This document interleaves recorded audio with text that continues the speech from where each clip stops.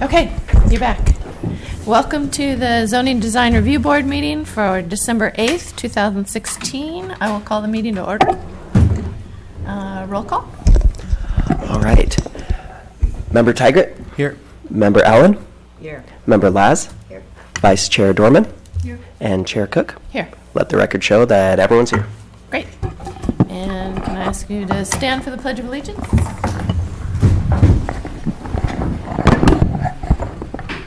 Pledge allegiance To the flag of the United States of America and to the republic for which it stands, one nation, under God, indivisible, with liberty and justice for all.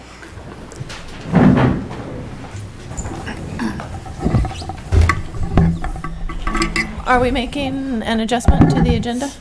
The order of the agenda? If you wish, that might be a good idea since there's no representative for the Winkleman residents Okay. here, just to save. Yeah, then I'll suggest that we move item 15-555 up above 15-537 because the applicant is here. Can somebody make a motion to adopt the agenda? I'll make a motion to adopt the agenda with the change suggested. And a second? I second. All approved? Yeah. Okay, I'll change the agenda. Minutes? There weren't No any minutes. Okay. Are there any public comment on items not on the agenda? Nope. We're looking at you guys. Okay. Consent calendar? Nothing? Okay. Then we can get to the first item. 6488 Washington Street, design for signage and awning. Perfect. All right, thank you. So before you tonight is a design review for signage and an awning for the limited service restaurant of Protea. It's going to be located at 6488 Washington Street. On July 21st of this year, the Yountville Town Council approved a use permit for Protea, which would occupy Building B, which is technically part of the Priest Ranch Tasting Room property. It's separated into two buildings. They would be leasing Building B to Protea. On July 14th of 2009, the ZDRB approved a master sign plan for that property, the North Building Summerston, and it allows a sign for each business. So one sign for each building. This is the sign for that southern building that Protea will occupy. So first let's talk about the awning before we talk about the sign. The awning is 5 feet by 11 feet. The current awning is 5 feet by 11 feet, composed of brown and green canvas. The applicant, so if you take a look here, that's the current. The applicant proposes to install a new awning of the same size and material, but colored with varying shades of blue and yellow. What I'm going to be passing around here is a sample of what that new awning fabric will look like, that blue and yellow there. It's shown right here on the monitor as well. It's staff's opinion that this minor change in the awning is consistent in the look and material with the character of the building as well as nearby structures, it being the same size awning as it is right now, the same fabric with a different look, though the color scheme will be consistent with Protea's overall color scheme that they want to achieve. Now regarding the sign, the applicant proposes to install a new projecting sign hanging perpendicular to the facade of the building. A 32 by 24 inch rectangular sign, as shown there on the monitor, will hang from a 40-inch long black steel arm. The arm will be similar to the arm used by Priest Ranch Tasting Room and its hanging sign. The size of the sign is about 5.3 square feet, and so it is consistent with the approved sign size in the master sign plan for the property. The other businesses along the same block of Washington Street use similar signage. Priest Ranch, Chamber of Commerce, and the Grosinger Tasting Room have all installed this projecting sign that hangs over their front doors. The only difference with Protea is the awning. The awning limits the ability to put the sign directly above the door, so it will be positioned to the left, just flush with the awning there. The applicant has proposed originally 3 color schemes for the sign. The one that's shown here is the color scheme that was recommended by staff to be a dark background. All of them have the blue as the primary color of the flower and the text, and then it was proposed a white background or a mix of white and gray or a yellow background. Staff's recommendation was to have the gray background as the one to choose. The brush strokes are visible in the renderings. The differences in the three drawings are, as I said, primarily in the background colors. The blue flower and text will complement the blue colors in the awning that are located right next to it. The applicant also proposes to install new landscaping featuring succulents, and these colors and the landscaping will also complement the awning and the sign. Staff has included a condition of approval to throw in a landscaping plan prior to any work actually being done. In that landscaping plan, staff will make sure that it is consistent with our drought-tolerant requirements in town, as well as with the overall feel of the property. All signs within a master sign plan must be compatible in character and quality of design and with other signs on the building and site. In this case, the Priest Ranch sign is a heavy-duty sign constructed of natural materials and has the appearance of a high-quality sign.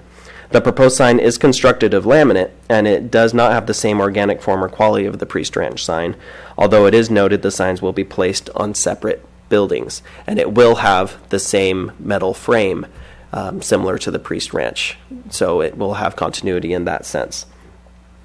Overall, it is staff's recommendation that the ZDR approve the project as presented, and we are here for any questions before you hear from the applicant. Okay. Thank you. Yep. Anybody have any questions? Mikhail? Was there a reason that staff favored the gray background versus the yellow or white?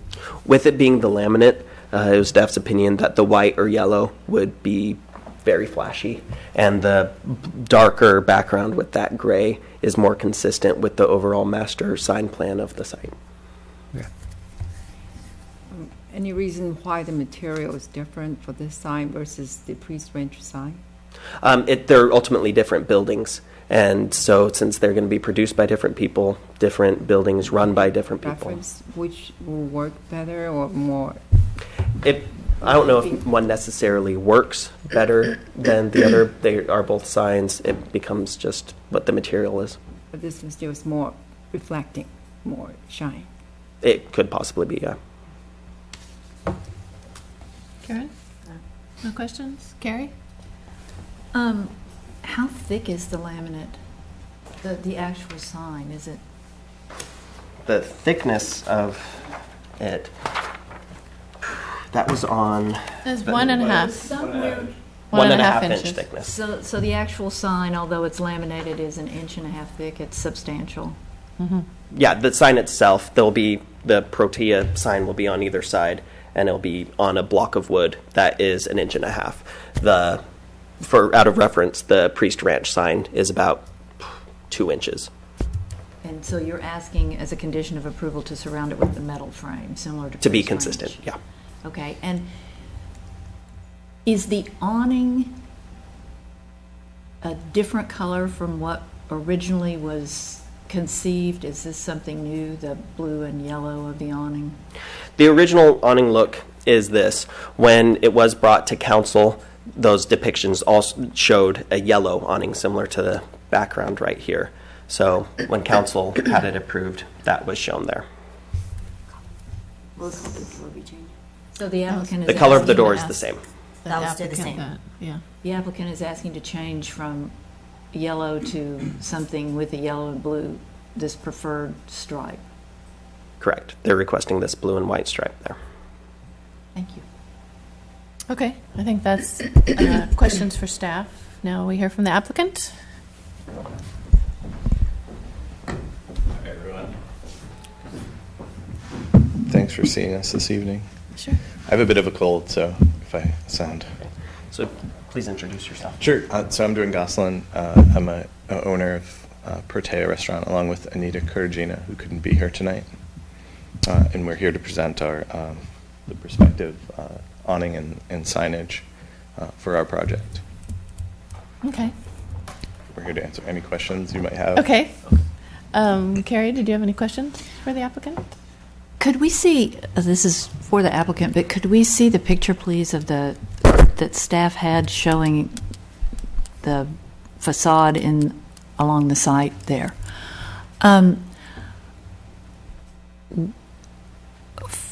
Would you consider going back to something closer to what the council originally approved, like maybe a yellow awning with a blue band rather than the actual plaid? I just think that's going to be a lot of bright color in an otherwise actually, kind of muted environment. Right. If you look at the picture that shows the blue, in that picture, it's brighter than it actually is. It's much more muted than that when you look at the actual It's swatch. not quite as bright. It's like navy Yeah. blue, and that's an actual piece of the fabric. It's pretty light compared with the one that's there currently. It's kind of a similar tone, but it just has that lighter blue to it. But it has that same faded look that you would see with any of the awnings, and obviously the sun fades it over time. But so we spent a lot of time there just sitting and discussing. We also have a designer as well that's coordinating the whole design and the logo of the project, Barbara Colvin. I don't know if you guys know who she is, but she's spent a lot of time here as well, thinking about the design and how it can both stand out from the Priest Ranch project and anything else in Yountville, but still keep the tonalities and the comfort of the town, which is why we'll put in succulents, for example, in front versus the current landscaping, because we feel it'll show that we have water conservation in mind and that we have the town's best interest in heart. And you'll see, I think once you see the project and you actually get to see a swatch, you'll be able to understand. Well, we how have a it- swatch. That is a swatch. Oh, you do have a swatch? Yeah, The they're actual passing one swatch? around. Yes, we have Oh, the yeah, actual yeah. It's swatch out kind here. of glued down on it. Yeah. Yeah, and so you'll see that side is dark, but then there's the wide dark part, then next to it is like a lighter part. So if you saw a longer section of it, it would be a little bit more clear. So is that, it repeats that specific pattern? Yeah, but in the next section, it's the lighter blue part is wider, and then the darker blue part is smaller. Kind of So like it doesn't continue. It's not continuous like that over and over again. It Kind of switches. like the And just to awning note, now that is isn't striped, drawn to scale but it's either. just different colors. Right. It's striped like that. Yeah. I'm sorry. And just to note, this isn't drawn to scale. The line Right. won't be that Right. thick. Okay. Yeah. Right. Have you considered doing something? Karen asked the same question, sort of like painting the front doors dark blue or something to tie. Yeah, Because so- right now you have peach and terracotta, and now you're adding blue and yellow.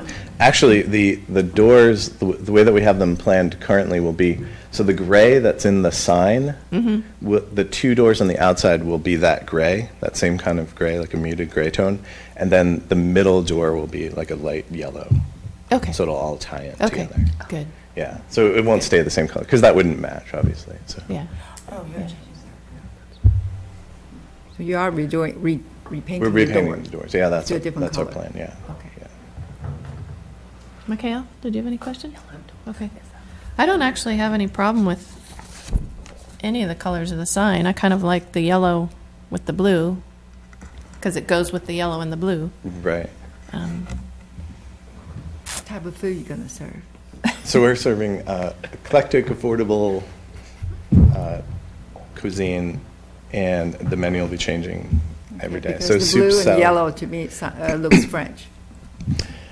Yeah, a little bit, yeah. But we're going for more of a Mediterranean and Latin fusion kind of look. So some pieces will have that Caribbean feeling to them, and then also some more Mediterranean look, like Greece or south of France. And Puglia is actually where we got a lot of inspiration from for the design within the restaurant itself.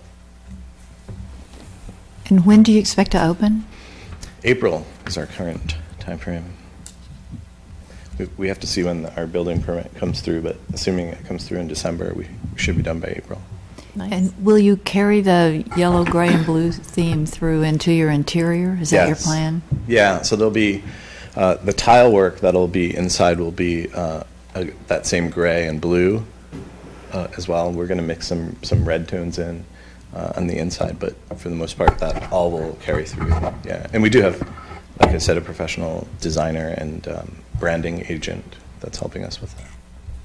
Are you okay with staff's approval of the gray and blue sign? Yeah, absolutely. That's actually the one we prefer the most Okay. as well, yeah. Okay. Does anybody have any more questions, or somebody want to craft a motion? Do we need First, to, you need to close public comment. Oh, okay, sorry. If nobody has any questions, then we'll close the public comment section. I want to hop in and comment on the door. I'm sorry, Okay. it's the first we've Yes. heard tonight that you plan on doing yellow portion, or a yellow front door with the gray portions. And and I think there were some comments here tonight that the more subdued color palette is really appropriate for these buildings. And I think the pop of color on the awning is an appropriate place to see it.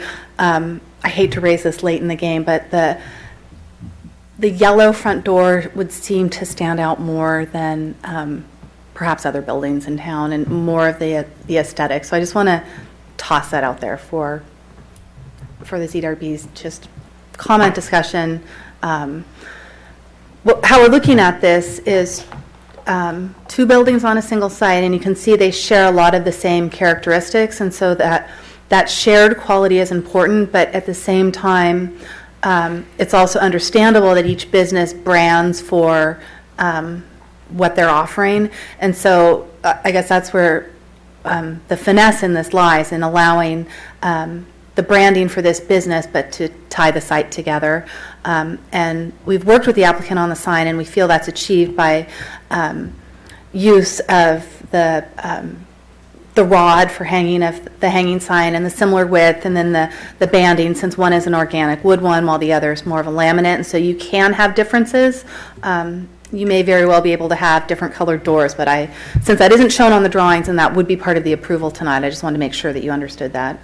And keep in mind, those would be muted tones as well. Okay. We're not looking to put a giant, bright orange or yellow thing in front of everyone's face. I think painting all. the doors would be essential to making the whole thing look united. And we've already, if we approve it, we're allowing yellow on the awning. So I don't have a problem. Okay. Maybe if they were all yellow, but with gray and gray, and then just the door itself differentiating it with yellow. Right. I'm Yeah, that okay was our with that. thought. Anybody else? There will be I no, thought those were already approved. The door color change, that was never set forth, is what you're saying. That was new. It was not in. The only thing I would wonder is there's such a huge palette of yellow and there's such a huge palette of grays, and that would be the only thing I would wonder. You can take yellow in very different directions. And if you, that's the only thing. I That's think, the only thing I'm saying. well, so maybe And- that's a question for staff. Yeah, In the maybe. condition of approval, if we all were to determine, along with what you're saying, that it's going to be a soft yellow and a muted gray, is there a way to craft that Need into the the approval condition of of- approval? Yeah. Yeah, we Yeah. can craft that in as a condition. Okay. by the way I look at the yellow and the fabric sample, it was more mustard. Yeah. Is that That's true? correct. Yeah. Softer, yeah. So that's less Yeah. sort of in your Yeah. face. It's not Yeah, keep it- sunflower yellow. Right. One thing to also keep in mind is we're not just, flying by the seat of our pants and saying, oh, yellow would look cool there. We've had 8 months of work with our branding and designer to come up with this project. And she's obviously has a tremendous amount of experience. Mustard is And she better. lives in town here, so Okay. she has an understanding of what the community likes and, where we think we fit in that. Okay. So if everybody's done with their questions, we can close the comment section and. I make a have one motion? more question, Okay. sorry. Your laminate, can it be done with a matte finish? It is done with the matte finish, yeah. So it's similar to the Hill family sign. So you can see that one is laminate, but it's also it's muted. So if you shined a light on it, it wouldn't reflect a giant beam back in your face. And then this is for staff, can that be in the condition of approval also, that it's a matte finish laminate? Yes. Thank you. Okay, somebody want to do a motion? So I will move that we approve the awning, the door, and the sign with the proposed conditions offered by staff with the following changes, that we add muted yellow side doors with a muted gray center door. Oh. Subject, It goes the other oh, it's way. the other way around. Okay, muted gray side doors, muted yellow center door, subject to staff approval. It's a matte finish sign, and that it's the gray and blue design. Okay, somebody like to second that? I'll second that. All in favor? Aye. Aye. Okay, the motion has passed. Thank you very much. Thank you.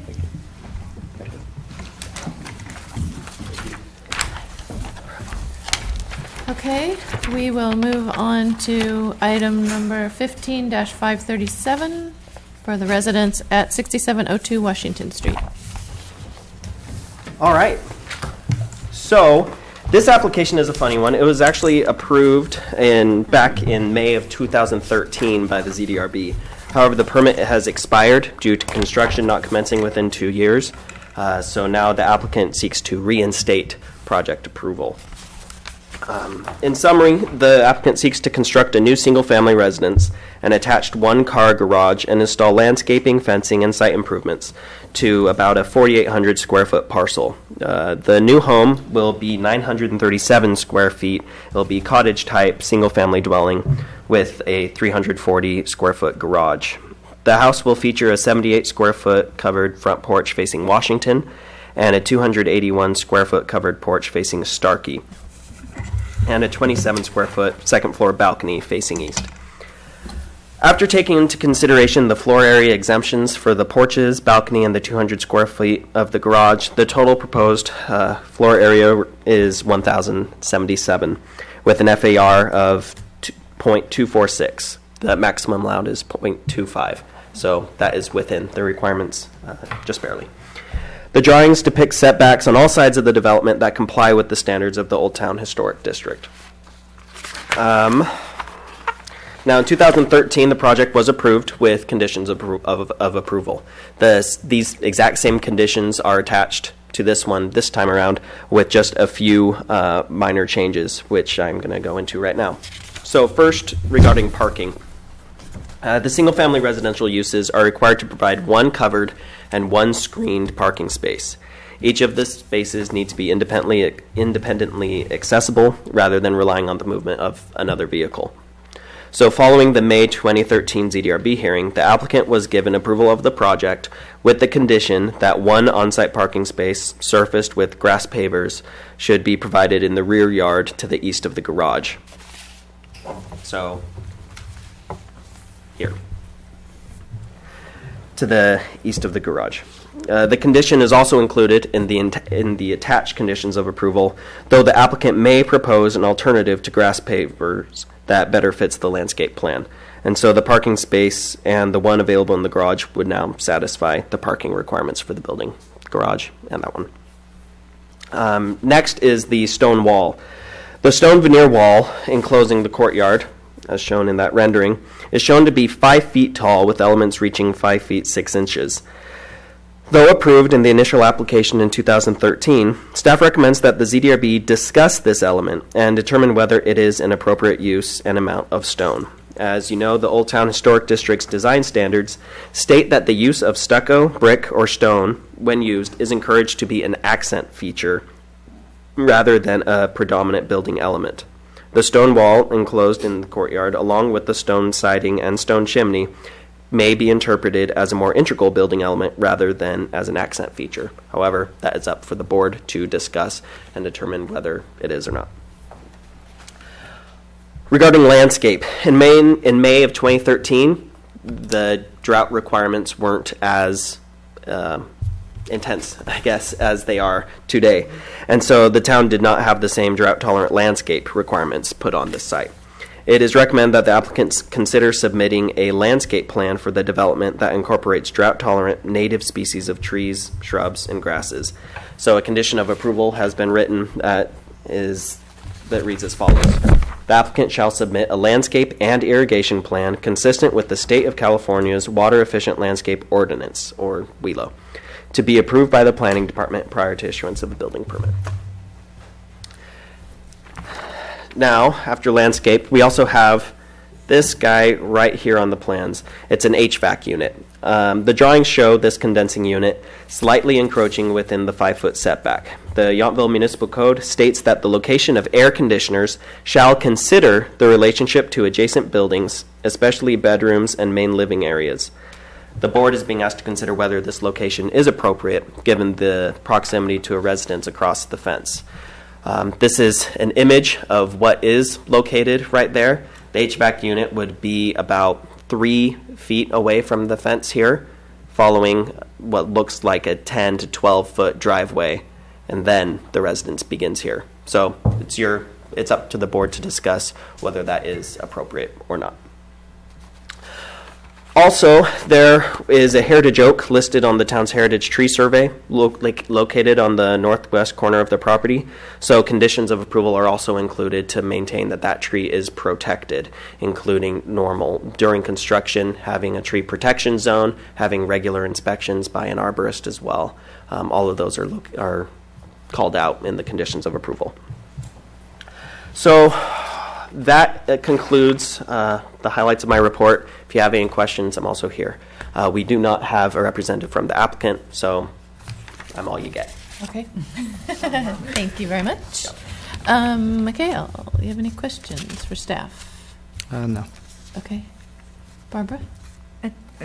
The difference between the prior approval and now, is the landscaping requirement the only difference in town's requirement? So the key changes are, well, since CDRB approved it, 2 years ago, we've included the parking requirement there. So that wasn't initially part of it, but the previous CDRB said they want it, so that's why it's in here now. Second is the landscaping. That's probably the most, obvious change. The other slight changes was removal of a requirement of a replacement tree to be planted for a 10-inch tree that is to be removed. It is assumed that when they submit this landscape plan, that replacement tree will be on it. That was simply removed in order to get rid of some redundancy. Okay. But yeah, that's it. Basically, it's the same. Landscape related. Okay. That's it for your question? Yeah. Okay. We can come back. Karen? Nothing? No. Carrie? So on the second parking space that's the pavers, is that, it says they can come up, the applicant maybe can come up with something different. Is that subject to staff approval? Yeah, because the initial one was grass pavers, because we're asking them to do a new landscape plan, if they want to do something that is able for cars to drive on, that is more consistent with their landscape plan than grass pavers, we're allowing them to come up with something new. So that'll be in the COA that they talk to you about it and you... Yes, it needs to receive at least planning department approval before they install anything. And on the encroachment of the HVAC, has the neighbor been notified that is where the unit may be? We have sent letters regarding it, and we haven't heard and we've heard anything nothing. from the neighbor, any objections. And that was originally approved, that encroachment? It was. Okay. And is there anything in staff's mind that has changed that would make it now necessary to really revisit that for some specific reason? Not that comes to our mind. The olive tree removal, is that going to be overseen by the arborist? I see in here that there are a lot of conditions for the heritage oak. Yeah. Will the arborist oversee to make sure it doesn't hurt the oak? In relation to the removal of the tree in relation to protecting the oak, yeah, the arborist will make sure that it is consistent with their protection plan. And is that in the conditions of approval? Use of stone is encouraged. And if not, do we need to add it to just make sure that the oak tree isn't just, the olive tree isn't just uprooted to the detriment of the oak? There's the section that says there shall be no grade cuts, fills, trenching, or compaction within the TPZ, which is the tree protection zone, except as approved by the town arborist. Okay, So and the olive is in that TPZ? I would say that it would fall within that, yeah. Okay. But we could always call it out more specifically if the board wishes to. And the fence, the stone fence, has it changed since the initial approval? No. And it just goes down one side of the property? Do I remember that correctly, or This does it trim curl around? right here Kind of curls around. curls all the way around. It's right Okay, so it goes there. Around. around the whole property, really? It just gets higher on one side. All right, and the replacement tree, is there a reason not to put it back into the conditions of approval or the landscaping or something, just to make sure that it gets put in? We're assuming that'll be consistent within the landscape plan that And they're if going it to be doesn't submitting. happen, then what happens? It You needs to all be don't ap- approved by the planning department before they Okay. do it. So there's another stopgap there to make sure the replacement tree gets in. Yes. Thank you. Okay, couple things. The current setback calls out for a 5-foot setback for the AC unit, correct? And this is 3 foot. This is encroaching into that 5 foot. Of the building setback. Yeah. Correct. Yeah. So the HVAC unit, as the municipal code says that the condensing unit or location of air conditioners shall consider the relationship to adjacent buildings, especially bedrooms and main living areas. So it doesn't explicitly say 5-foot setback. That's kind of how we did the previous meeting. There was one with a setback, and we Because it pushed was it to the 5 foot, yeah. because of the pool pumps and Mm-hmm. everything associated with it. And there's no reason that this needs to encroach into that 5 foot. It just, they put it there and for no reason. It's up for the board to discuss that. Yeah. It could be relocated. I think it would be good for consistency of our guidelines.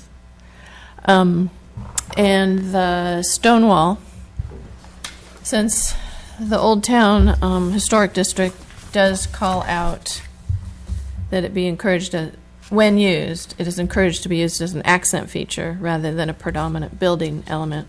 And we have used it, allowed people to use it in town, like 2 feet around the base of their building, their home. And we've allowed them to use it as a wall around the property, but only up to 3 feet. So there aren't any instances where we've allowed a 5-foot stone wall in town. I can't think of any specific properties. No, 2 feet around a building, 3 feet for a There's fence. several front where you'll fence, see 2 or 3 feet. but not a 5-foot wall. Can't think of one. Okay. We've allowed it as an accent feature on the front of a garage, so that would be taller, but just an accent feature and not the whole face. Okay. Okay, I don't have any other questions, so we can close the comment part and move to discussion, unless anybody has a question. You're welcome to ask questions. Okay. Comments? What do you think about I mean, it was. I'm just trying to understand why it was approved in 2013 if some of these contingencies are so far off. I'm not sure. What would have changed? And it kind of puts us in an awkward place to say, hey, this was approved 2 years ago, and now we're going to go back and completely gut your whole In what respect? presentation. In what Like respect? the stone wall. Wall. Like, obviously, that's, to me, that's not an accent feature. No. Right. I mean, that's far too much stone than we've approved in the past. But at the same time, like, I just don't understand how it was approved in 2013. And Well, nobody But it just is our was. job to look at it, Yeah. at what's in front of us, and Yeah. recognize that it could be precedent setting. Barbara, any comments Well, or if thoughts the on that? 5 feet goes down to 3 feet, would that be more in keeping with the old town? More of what we see around town. Yeah. There's a couple 3-foot walls. I think there's Or a no different strict material. standard as to what amount of stone is too much. And the past CRB was made up of different members, and they, I guess, leaned in the direction of thinking that this was consistent with the code. It's with each project that we further refine it, so there's definitely an opportunity to change that. The applicant's been warned even that the interpretation of whether this is a prominent building feature or not is reopened, since you're looking at it again. When it comes to the air conditioning unit, I'd say we missed it, so it's an opportunity to fix it. We're lucky they're coming back before us, so you are free to make changes. Okay, and we could just recommend that, I mean, if they wanted to keep the 5 foot, they could use a fencing material more consistent with Old Town instead of stone. For this Yeah. courtyard area. Yeah. They still are having the wood fence along the property line, as shown, which is consistent everywhere. Sure. It's this element right here that's 5'6", and then drops down to 5 foot even on that lower end. So what would be the town consistency then? Material-wise, you're saying more like a wrought iron, or it doesn't A matter? wood. It could be siding, it could be shingle, it could be wood, or it could be shorter of stone, if they wanted stone. But I think they're trying to enclose a patio. Yeah, it's just massive when you have Yeah. 5 feet all around it. Yeah, it is. I think that's. Could you go to the picture, please, that shows the various elevations? Do you have You these? got 5'6" going up higher. Shows that it's a 36-inch knee wall. Yeah, I mean, that's even higher, that's 5'6". So yeah, and then all the way down the From the side. side, Yeah.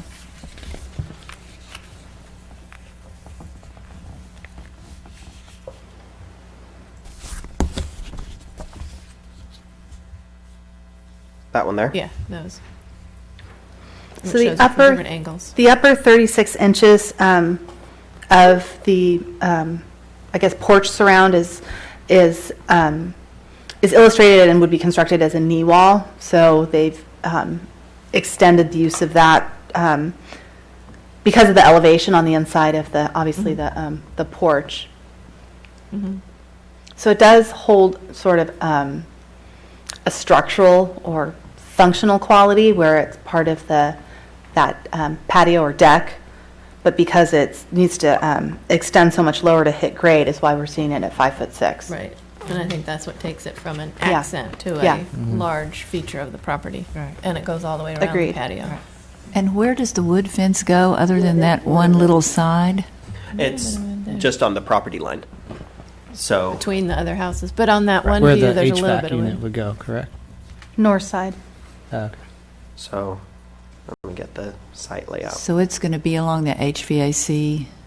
Yeah, so a wood, just Side. property fence would be right there and right there, adjacent to the two neighbors. Pretty standard for town, okay. it looks like it's connected to the house.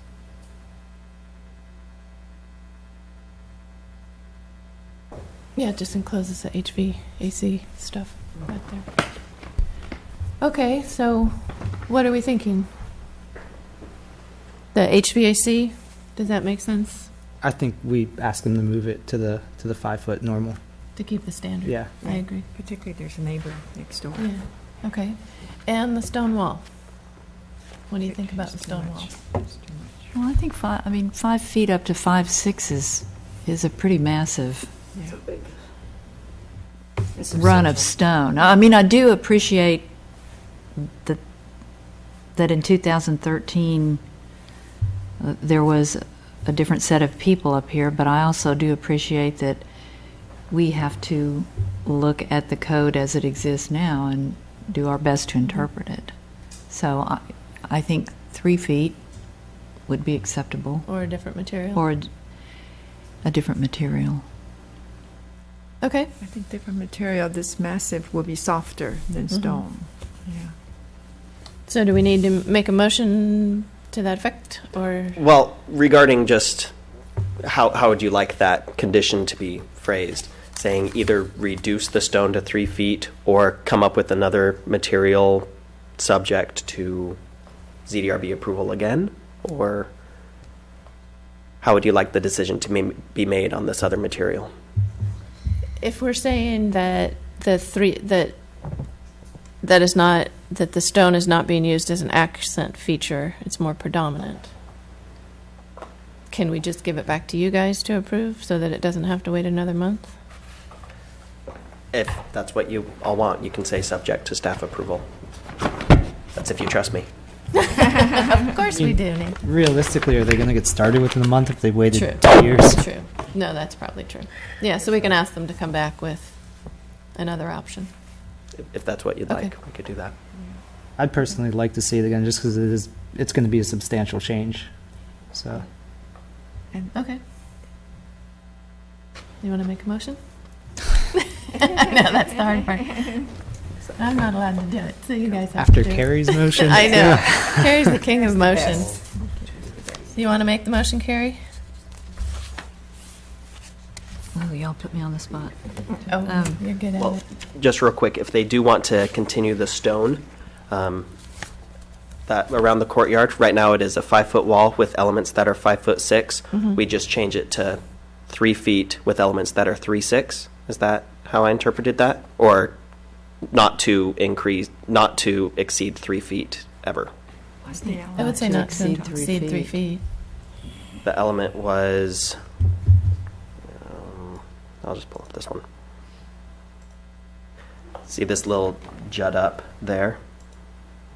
Yeah. Goes 5 around, up 6 inches. Oh, Just that little thing there. I see. That's the knee wall there, where we see the wall extend Yep. around.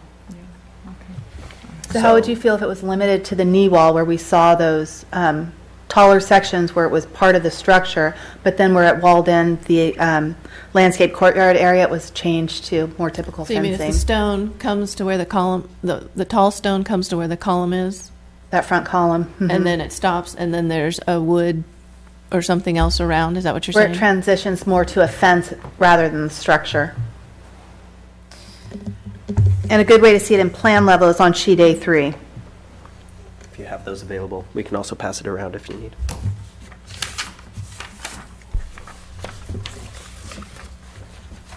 Maybe you can show it to us on the big screen. I guess so. Some of us didn't bring our Okay, so color this copies. is the covered porch, and this is where it goes to. So it would show a 5'6". tall wall here. So she's saying, would we approve that to still be stone? The taller stone, 3'6", And then and this then becomes a this has to fence. be something else. Makes more sense, yeah. I see what they're trying to do. I think that takes away the fortress look, yeah, if they would like to just keep the stone around that part, So to here, where the two I think we'd be okay with that. pillars are, you keep this, So the knee wall stone, and Yeah, then the yeah. rest would be actually like a fence. So you want a fence What? in that space, basically. We're thinking how to word the condition. Oh, yeah. But I understand the intent, if you agree to it. When it comes to making a motion, somebody should voice that idea. Okay. So that everyone knows it's This either whole thing part of it or here not. Okay. Stays stone. But it's, so this would become 42? No, no, Because 36 inches is, what is the difference in that and what we're saying 36 no, is we're the- saying with this, right now the stone goes out as far as here, and all the way Ah. around. It stopped there. Okay. I see. So are we okay with that option? It was you think, stop here. as an option? Okay. I think so. And then they'll put a And then regular this would be a fence regular around wood it. fence. Like Or almost in something, line yeah. with that, or whatever that. Another example would be sheet A5, and I just want to make sure we understand this entirely, is that the Starkey elevation, you're seeing the use of stone wall on the base of that patio and the knee wall, but what you don't see in this elevation is the stone wall that extends 10 feet toward the street and all the way around the building. So a 5 or 6 foot wood fence around this would hide large segments of the structure and serve to break it up, but you would still see a 5 foot, it would still be a 5 foot wall in that elevation because of the grade to reach the patio, since the patio's above grade. You reach it by those 3 stairs there shown to the right. Or, yeah, the 3 stairs. So that's still going to be a 5-foot wall, even if it's taken all the way back to the columns? That's taken back to the columns. What Oh, you're on this seeing one. there Oh, okay. is the base of covered patio. Okay, without the What you don't surround. see Okay. is this portion here where it extends Yeah. 10 feet Right. closer Okay. to the street and Okay. encloses it. That's And not on would that be- elevation. That would Okay. transition perhaps to a more typical wood wall, Okay. or wood fence, typical wood fence. Have they proposed a fence around the entire property on the front, on Starkey or Washington? Like along the street Yeah, side? yeah. No, they're going to leave it open? Okay. Wait, so, So that view up there, that's up there now, is without that stone courtyard to 5 feet. It's not shown on that drawing.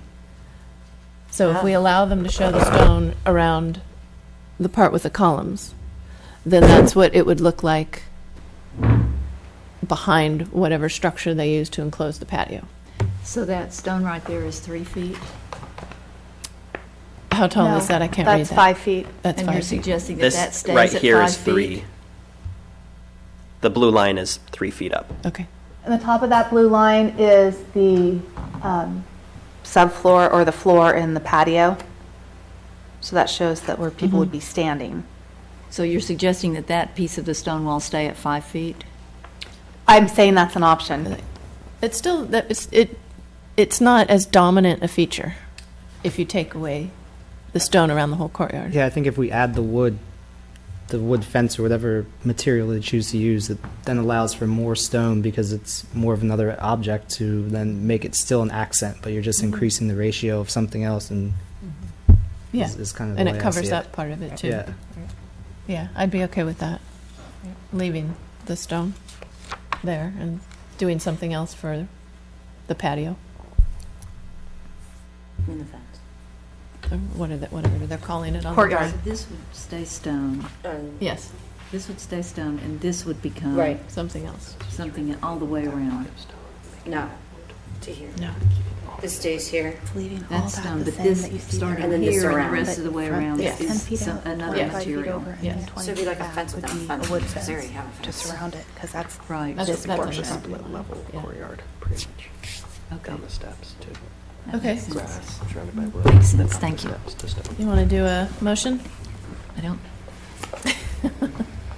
She said we have to do a motion.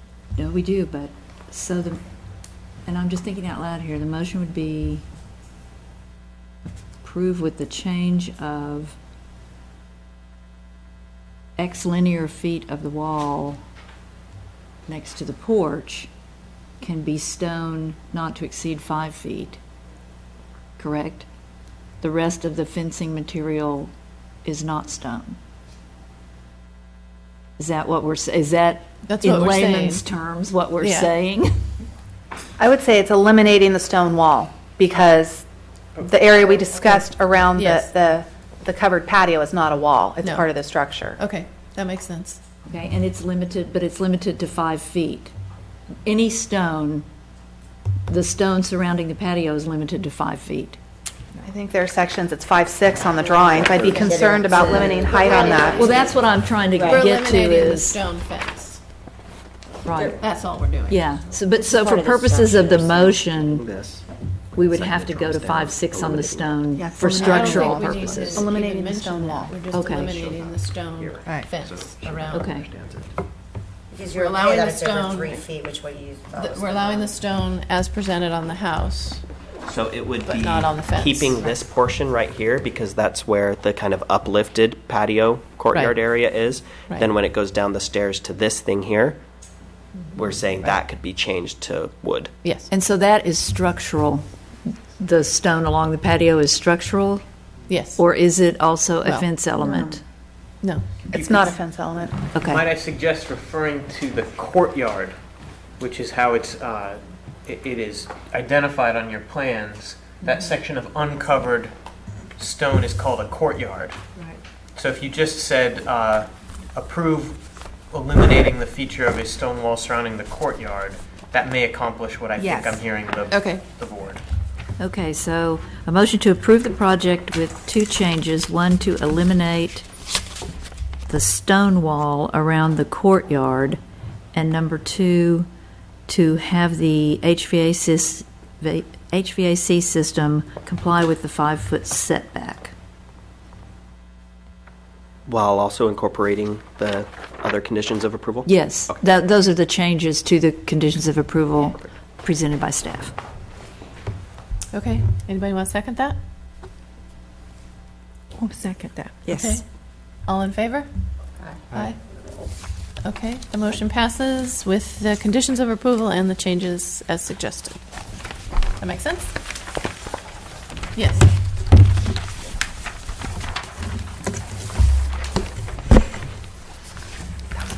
Okay, we will move on to the next item on the agenda. Number 15, 540, revisions to the Yountville Municipal Code, Chapter 17.92. Good evening, Madam Chair and members of the Zoning Design Review Board. I'm Michael Cobden, the town attorney, and I am here with a continuation of the always enjoyable topic of sign ordinance amendment suggestions. And I guess I would like to start off just by acknowledging what may be obvious but is worth repeating, that this is not a fun or enjoyable process. It's complicated. It's difficult sometimes to understand the rules that are coming down that we all have to live with, and I just need to tell you that I take no pleasure in providing some of the advice I've provided this board over the past month or so. With that, I might point out that I received a couple of emails from members of this board expressing questions, concerns, comments about our process, my advice, and some of the suggested revisions. And I responded to many of those concerns in an email to everybody that I wasn't sure everybody got. I sent it at 3 o'clock, but I got some bounce backs, and not everybody had a chance probably to check their email. So I included a hard copy in front of you in case you'd like to take a moment to review it. And if it's the board or the chair's wish to take a moment to read it through, if that would be helpful, I'm certainly willing to sit tight and wait for you guys to get through that if you like. Does anybody need a moment to read through that? Not really. No. Okay. It is essentially a slightly denser version of advice I've given in the past, and it especially addresses this board's ability to utilize discretion under the code. And one thing that's not made as clear maybe as I would have liked to in the short notice I was preparing it is that while there is a problem with having open-ended discretion, guided or bounded discretion is absolutely possible, and in fact is what we are aiming for. And so I wanted to take a moment to touch on the long-term plan here, which is to create a code that has useful and enforceable discretionary guidelines for this board and for staff. And by that I mean that you absolutely can prohibit certain types of design elements, certain types of color schemes or patterns or shapes and sizes of signs and that sort of thing. They just have to be very clearly laid out. And that's something that we are committed to creating for this board and for the town, but it's necessarily a complicated process that's going to involve a fair amount of back and forth between this board and staff. So for example, one thing that came up in some conversations was, could the board prohibit a sign that just has leopard prints all over it? And the answer is yes, but we have to have that laid out in some clear design guidelines.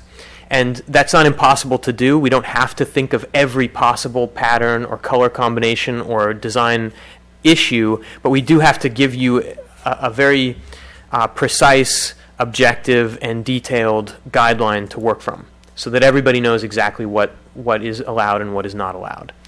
And I guess what I'm trying to communicate is that's the direction we want to go in, but we can't do that on a short notice. That's going to take a very long time, and that is the ultimate plan. So for now, we just wanted to make the adjustments that we felt were necessary under recent and some not so recent Supreme Court cases, so that the code is going to be useful and enforceable in the time being while we work on that larger fix. With that, at least one of the emails that I got over the last couple days had some very specific suggested edits, and I wanted to first say that a fair amount of them I think are excellent edits, and we should incorporate into the draft that goes to the council. And I'm prepared to go through those item by item if you like.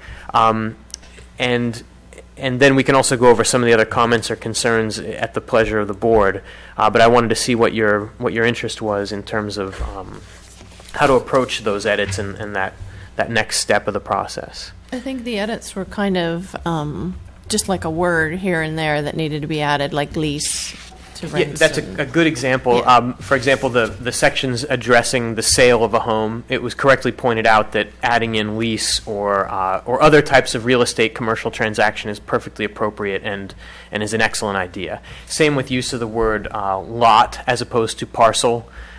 We could use those terms interchangeably, but we should define them or we should change them to be consistent. That sort of edit is exactly what I'm talking about. So the edits didn't change the meaning of what you put together here. They were just mild clarifications. Yeah, a few of them might Okay. be.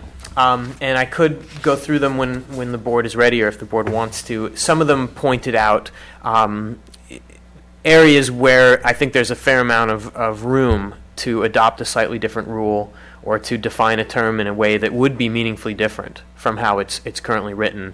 And we can discuss those or revisit them as part of the longer term plan as well. They're not going to make or break the ordinance, but they could be very useful to go into if you want. Well, if there's something that you think essentially changes or revises what you've already written, I'd be interested in hearing those.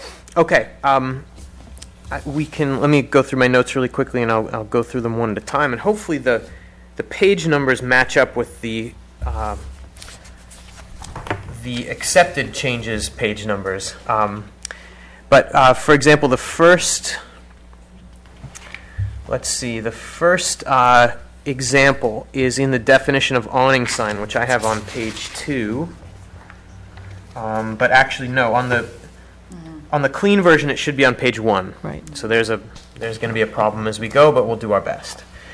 So a question has arisen about how to define an awning sign. Should it include a sign that is attached flat against the surface or surfaces of the awning or any sort of attachment to the awning?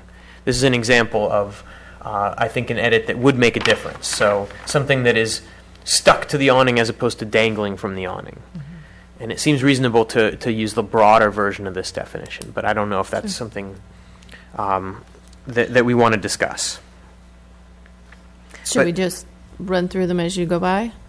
I mean, it's easier to... Sure, and then I can take notes, and then Yeah. as we reach sort of an agreement or consensus on each little edit, we can have eventually at the end a proposal that we can either send to council or bring back again for further consideration. Do you guys think that is a sensible edit? Change it to anything attached to or hanging from kind of an awning? Yeah. Yeah. I might suggest just attached to, and Yeah. that gives us Okay. lots and lots. And that in fact, is the suggested edit. So Okay. attached to.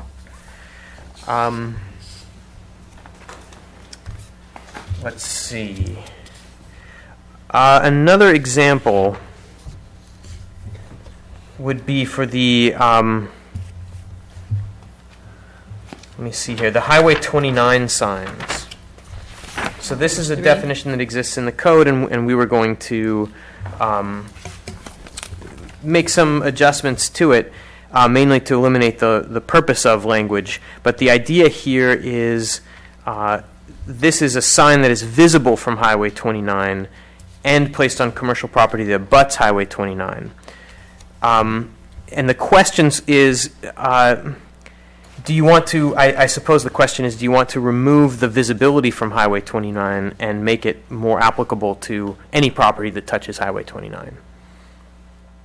This would, let's see, the effect of this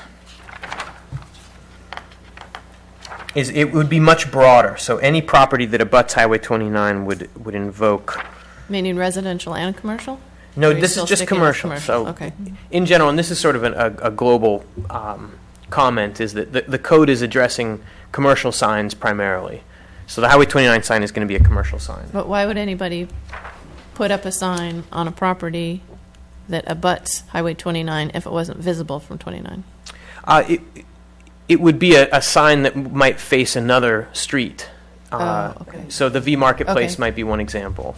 Adding a sign that faced the parking lot instead of facing the street. Okay. So you have, for example, a limitation on the number of Highway 29 signs, one per commercial parcel. So I think that this sort of brings in the question of whether you want to regulate Highway 29 signs as a subcategory at all.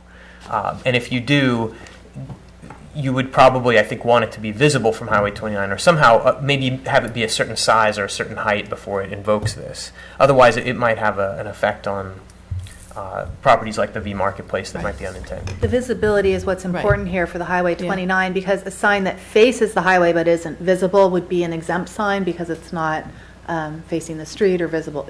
Visibility is key here. Yeah. Okay. I'll So- go with you on that. My recommendation generally would be to keep it as it is, but it's a subject for discussion for sure. Did you have a question about that?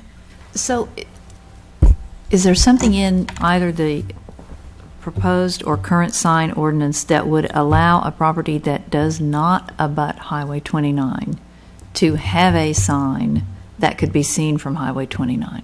No. Okay. It would be subject to the other height. I suppose in theory one might be able to see, but a sign that beyond. But I'm not tall.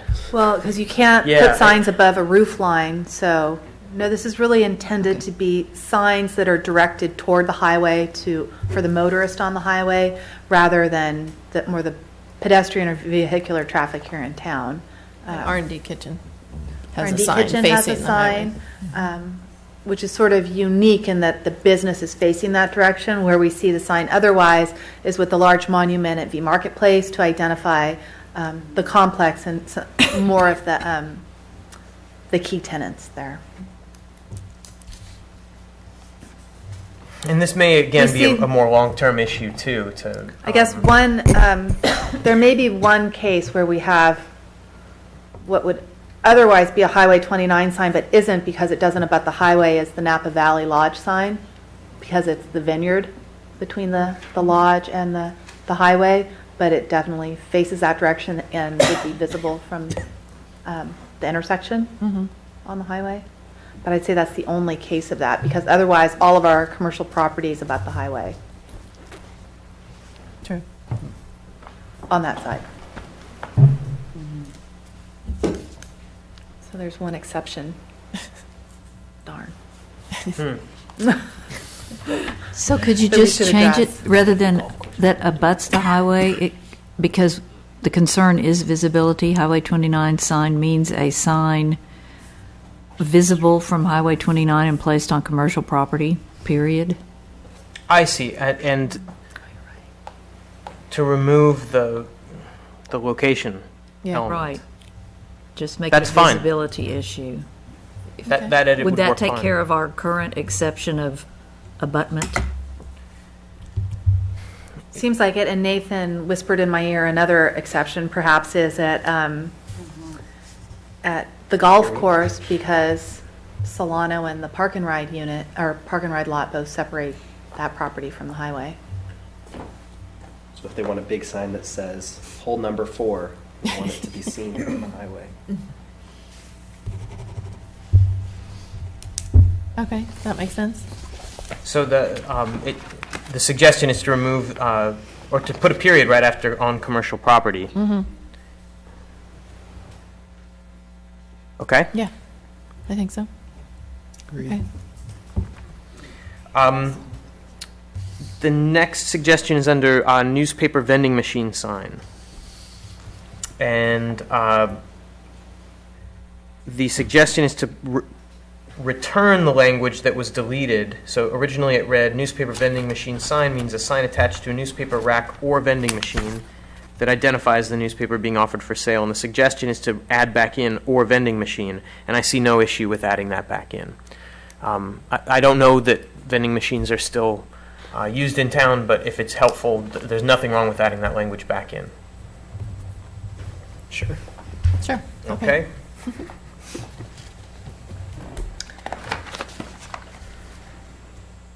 The next issue identified has to do with garage sales signs, and they're defined as temporary residential signs. And where is that? I will find it It's for you. somewhere else, huh? This will be Permitted. on page 4 of 18. On the And plain definitions. Yeah. Okay. Temporary residential sign. Oh, okay.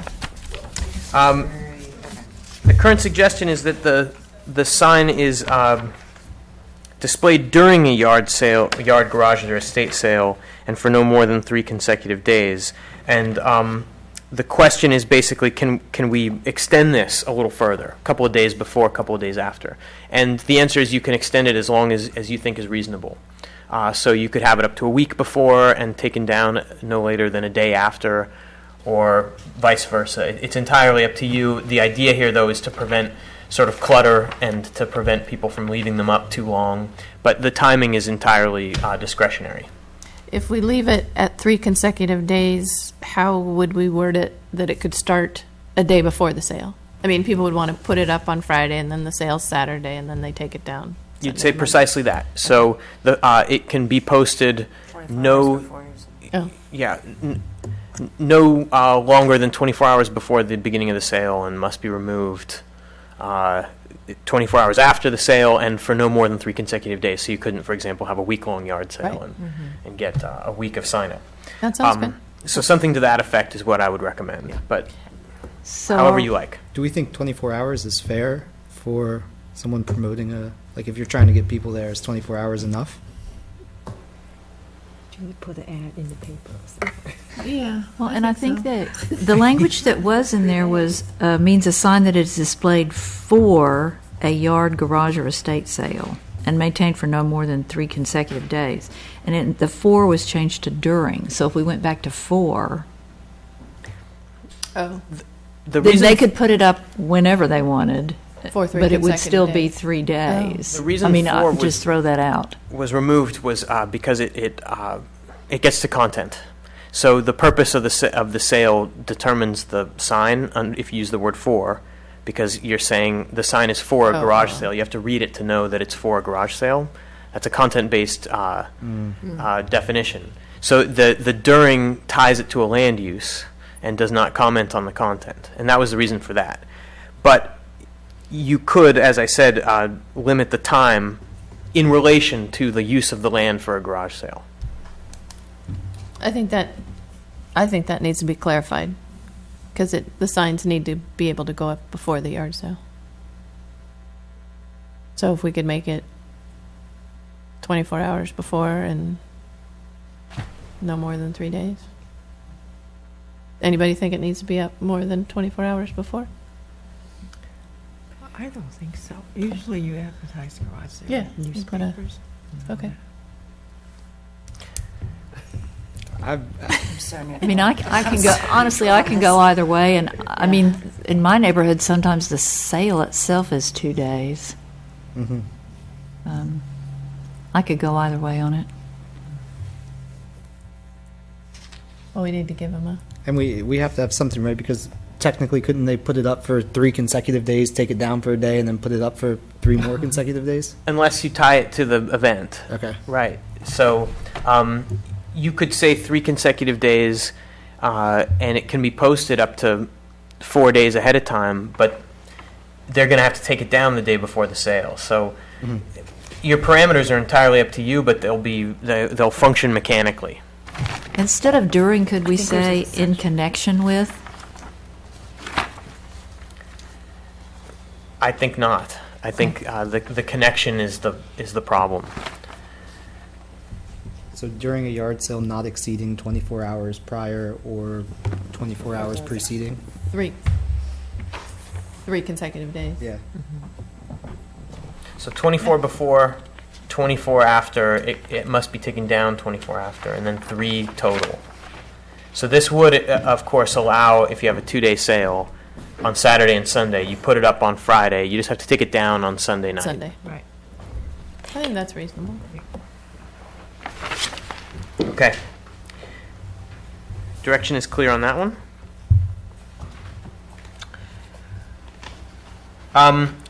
There was a question about removing language under 17.92030. This should appear, let's see, I'm matching it up here. This is under general conditions, which is the bottom of page 4, and it's going to be subsection B. So this is going to be basically the top of page 5 of 18. And the language was removed.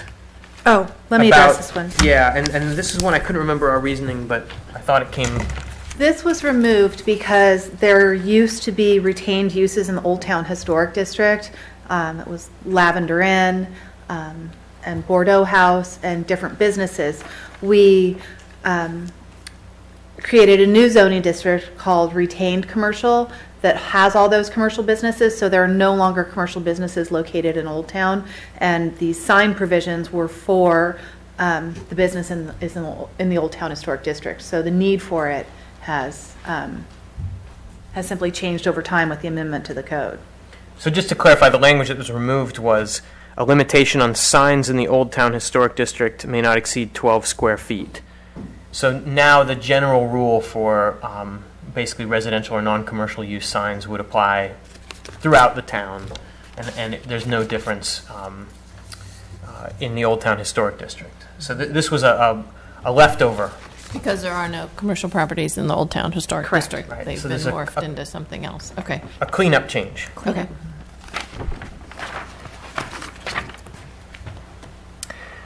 There was a request for clarification on 17.92030, what is now D2.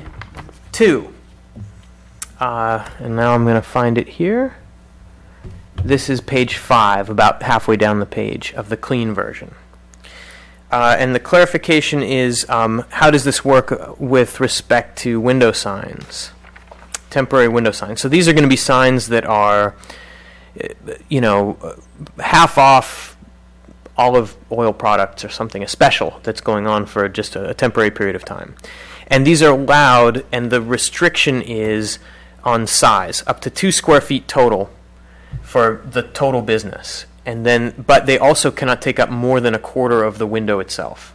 So the idea here being, if you have a very small window that's only 2 feet by 2 feet, you can't just fill it with this sign. You have to use something smaller. But if you got a very large window, you could go up to the 2 square feet. And if you want 2 signs, you got to divide it in half. So it's just a way of, I think, keeping the window from being completely obstructed. But there was some question about how exactly does it work, and what does it look like in terms of the limitation. And I hope I answered that. But if there's any request for further clarification, or if you want to change this, again, this is a purely content neutral size, time, place, and manner rule, and you can make it however you like. So it could be a larger portion of the window, a larger portion of overall signs. And again, a lot of these numbers and limitations came from your existing code. We're not trying to create new ones. Our long-term plan is, in fact, to create new ones. So when we look forward, there'll be plenty of opportunity to constructively address these questions and issues in a more thoughtful way. This was just a conversion. And just for the sake of time to clarify things, clean it up, and get something in place until we do something long-term. Okay. That's right. Okay. Okay. Let's see. There was a question, and this has come up more than once, and I just thought it's worth mentioning. We're recommending adding in the language on subparagraph I. This will be on page 6, about 2/3 of the way down the clean version. And it's a paragraph called substitution of message. And this is language that appears in almost every sign code you'll find, or it should. And it says non-commercial copy may replace any commercial copy on an approved sign so long as the physical dimensions are unchanged and are consistent with the chapter. The idea here is that there's a lot of U.S. Supreme Court case law and some California case law that says you can't favor commercial speech over non-commercial speech. And the way that you make sure that no part of your code can be interpreted to favor commercial speech is by saying anywhere we allow commercial speech, you can put non-commercial speech. It's almost it's basically like an insurance policy against that particular type of a claim of a violation. But this is the law as it's been explained by the Supreme Court for decades, that you can't have a preference for commercial speech in any given instance. And unfortunately, this does mean that one can use their sign space for a non-commercial message if they like. So we don't have any choice on that. You always have a choice, but I think that this is an important part of a sign code, and makes it a lot more defensible from many kinds of attacks. So if we're trying to be content neutral and we're trying to regulate commercial signage, we have a commercial sign that goes through our process and is approved. 2 days after we approve it, we drive down the street and the sign says, "My mother wears combat boots," or "Your mother wears combat boots." Is it no longer a commercial sign that is subject to any approval? Can the sign then be 3 times its size and colored red and black? I mean, I have a disconnect there. It'll be subject to the general sign rules that are. And you do have rules that apply to non-commercial signs. It would be subject to those. Let's see. Because the beginning of this says, the purpose of this chapter is to regulate signage related to commercial activities. Yeah. That is the general purpose. Let's see. You have... And I'm not meaning to be harsh, I just really have a disconnect. Excellent question, yeah. Yeah. Where is your general conditions? They are in 1792040 A and B, I believe. Let me make sure.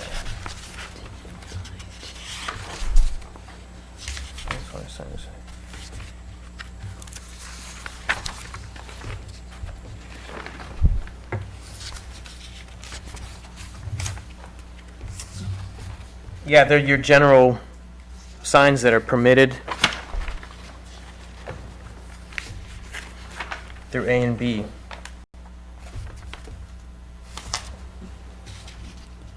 But A is still commercial Yeah. signs. So is B. No, B can refer to flags containing non-commercial speech, temporary signs for public, charitable, or religious institutions. Election signs is B6. Okay, so let's take my hypothetical. It has commercial language, it's approved, it's on the building, and it changes to non-commercial language in 2 days. Are we then proceeding under B4, permanent signs affixed to the front of a building and visible from the public right-of-way shall not exceed 1 square foot? Does the sign then just have to become 1 square foot? Well, no. I mean, I should probably back this up because of this section that says that you can substitute the message. I guess the answer is yes. If it is a commercial sign that is approved, you have to allow the substitution of message. You don't have to allow the sign in the first place unless it conforms to the rules that are contained in the rest of the ordinance. But if an individual wanted to put a sign on their house, on their residence, it would be subject only to the construction. If it's a built sign, it would be subject to the same setback requirements as anything else. You just couldn't regulate the content of that sign. And if they paint something on the side of their house, you couldn't regulate that either. But if you have a commercial sign and the message changes to non-commercial speech, and that sign under our ordinance can be 8 feet square, Yeah. then you're going to have on a residence a non-commercial that is limited to 1 square foot. Is that not favoring because they had commercial speech and now they don't? And again, this No. just kind of interests me Yeah. because it's a lot of puts and takes. As you said, it is very complicated. I think the answer is it's allowed, and it doesn't suddenly, as I think incorrectly said before, it doesn't suddenly put it under different rules. You have to allow it under the same rules you approved the commercial speech. I think that's the answer. But it's still non-commercial speech at the time it changes. That's right. Yeah, and for exactly the reason that we're discussing, because we can't allow commercial speech where we wouldn't allow non-commercial speech. You cannot allow commercial speech.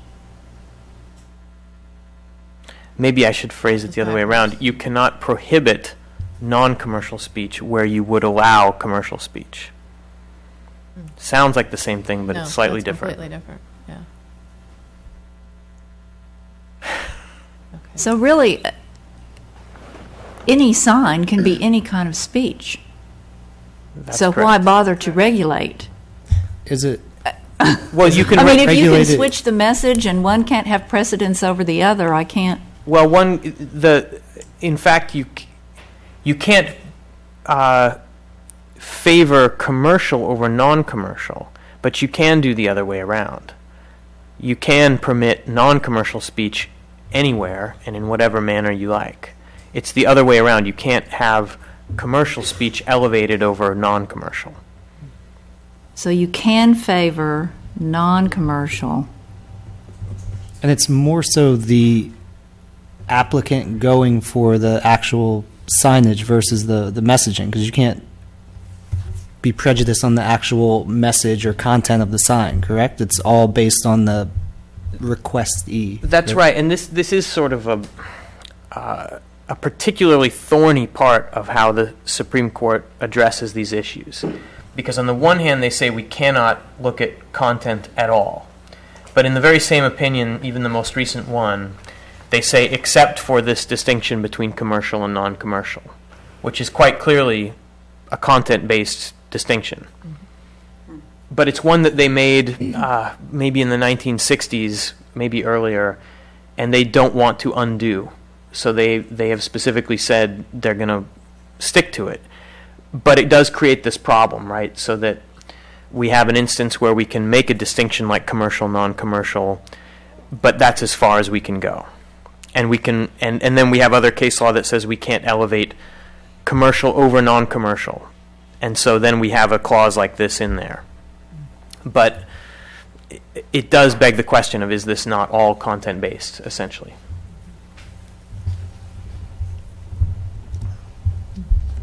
So how infirm would the ordinance be if you took out I? Or would it be infirm? Is it advisable? Is it necessary? What's your take on it? Well, I might demur to the question in a public and televised forum to comment on the potential liability. But if this is something that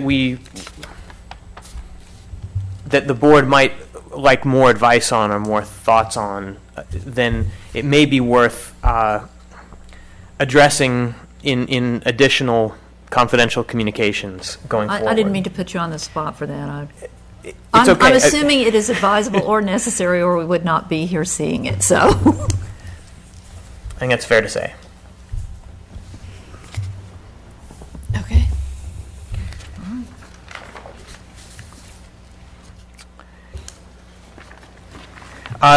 Another question about clarification comes up under 17920304. Is that right? J4, I'm sorry. And this appears on page 7 of the Clean Ordinance. And this has to do with who applies for the master sign plan. And I think the question is, should we clarify that it's the parcel owner? And I think that we probably should clarify, and it can be anyone you want. It could be the parcel owner, it could be the building owner, it could be the building manager. And that's really a question for staff and the board to kind of hash out. But any of those options would be perfectly fine. What happens is that tenants in a property usually put pressure on the building owner or the building manager if they want an application, or if they want a sign, a freestanding sign, and then we'll see an application, and if the applicant isn't the property owner, they have to sign the application as well. So we'd have two signatures rather than one. I would defer to what works better for you guys. I think that's just a I don't know that it's technicality. necessary to identify that.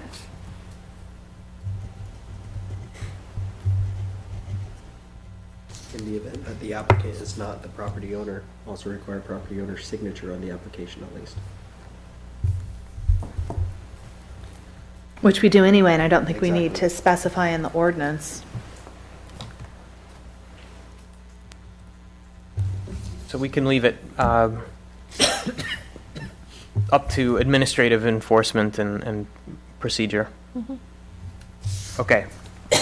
So in that case, I will make no change. For a number of these paragraphs, it is suggested to possibly include language that says that each of these additional signs or additional possible permitted signs would be required to comply with the code in general. And I think that that's a fine addition. It also is implied in the code itself. So you could make it express that each one of these signs must comply with the general provisions of the code. But my interpretation of the document would be that those requirements would apply whether we said so or not. So this would really be about, is it helpful to the public to read such language, or do we just leave it out as implied? What do you guys think? Do you think it's helpful to have it spelled out? The same either way to me. Okay. It's not adding a tremendous amount of language. If it's already implied, then they can hold them to it. Don't you think? Okay. So add it or leave it out? Leave it as is, that instead of putting it on each. Okay.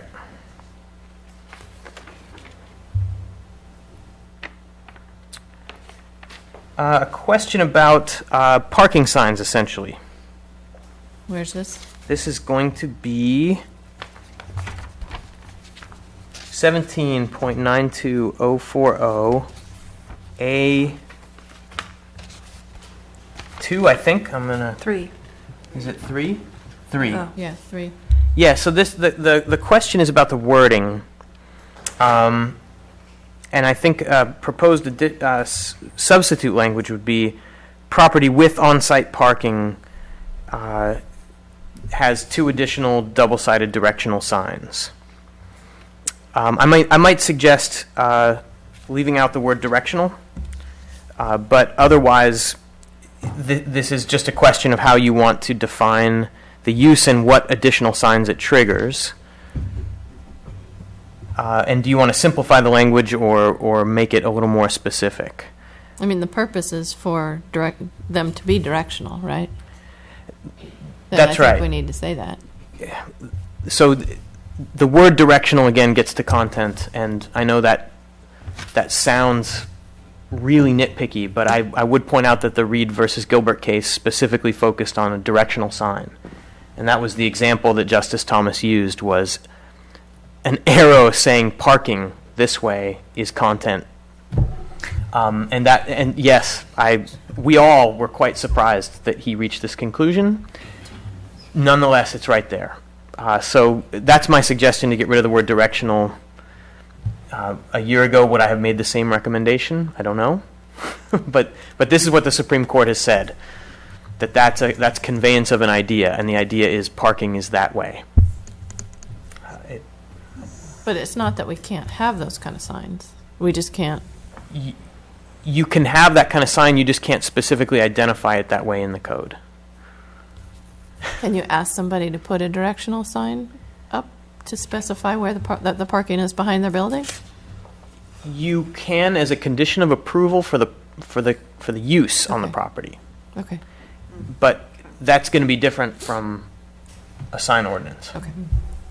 So, and that actually brings up, Chair Cook, a great point, is that many of the things that we need out of signage will probably in the future be accomplished through conditions of approval. Okay. That's an important point to keep in mind. Okay. Alrighty. Well, so I don't know if I got direction on this, if we want to change the language or keep it as is. Well, I think we need to not get into legal trouble. If we're putting directional in there, call this as legal trouble, then. if it can be addressed other ways during conditions of approval, then I think we're good. So no change to A3. Anybody have any objection to that? Carrie? Okay. Okay, on B1, this is the same section. There is a slight inconsistency with prior uses of the word, of the phrase. So this says commercial advertising, and the suggestion here says bulletin boards shall be limited to theaters and public charitable or religious institutions. Size shall not exceed 20 square feet and shall not be used for commercial advertising. The suggestion is to change it to commercial message, and I agree that's a good change. So if the board agrees, this keeps it consistent with prior references to commercial message. And frankly, now that I'm looking at it, it avoids the suggestion of advertising. That is a more specific kind of content-based description. That makes sense. The next suggestion has to do with lots and parcels. This is paragraph 3. And here we use 2 flagpoles per lot. And in other places we use parcel, site, and business. So this is a question. I do think that there is... We could define, I think, lot to be the same as parcel if we want to, or we can just switch the use of the word. It's entirely up to you, or we can use a different denomination for how many flagpoles you've got per piece of property. I would tend to defer to you guys as what you would prefer, if it matters. I think parcel's fine, but I think it raises an issue on a large parcel like V Marketplace. Are they limited just to 2 when a typical 5,000 square foot lot could also have 2? Is that the intention? Do I want to allow it by building, or I don't know. It's really simple when we just look at it parcel by parcel that you get 2 flagpoles. But it doesn't really take into account the difference in lot sizes and how different they can be. You do it by square foot or by structure. You're allowed a flagpole per structure. So it's a structure and Yeah, it house. could be a Yeah. problem on some. I have 3 sheds in my backyard. I'm putting up 4. I Four sort of like the flags. 5,000 square feet or something. That would make it easy and uniform. It may also increase the number of flagpoles you see. So, and keep in mind, we won't be able to apply these rules retroactively. So if somebody already has a couple of flagpoles up, they're not going to get suddenly, or they're not going to have to take any down. But the reverse is true. So if we expand it to include per 5,000 square feet, I guess V Marketplace might suddenly be able to put up a handful more flagpoles. I don't really want to see Yeah. a bunch of I flag don't know. poles. So if we switch That it to might- parcel, I mean, that might be... At least it puts a limitation on it. Parcel, I would go with parcel. Okay. Okay.